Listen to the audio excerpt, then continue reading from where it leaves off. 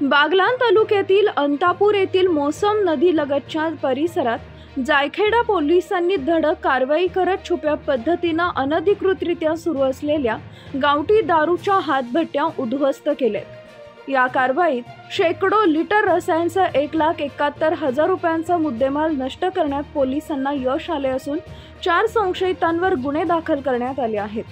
अंतापूर इथं मोसम नदी परिसरातील दाट झाडांझुडपात गावठी दारूच्या हात भट्ट्या लावून मोठ्या प्रमाणात गावठी दारू तयार करण्यात येत असल्याची गुप्त माहिती जायखेडा पोलिसांना मिळाली होती।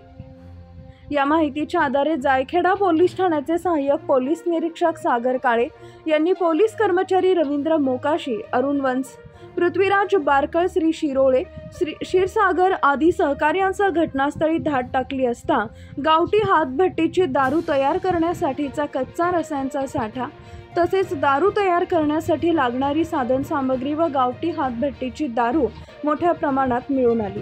पोलिसांनी साधनसामग्रीसह दारू बनवण्याचं साहित्य व गावठी हातभट्टीवरील दारूचे तयार रसायन असे एकूण 1,71,000 रुपयांचा मुद्देमाल नष्ट केला।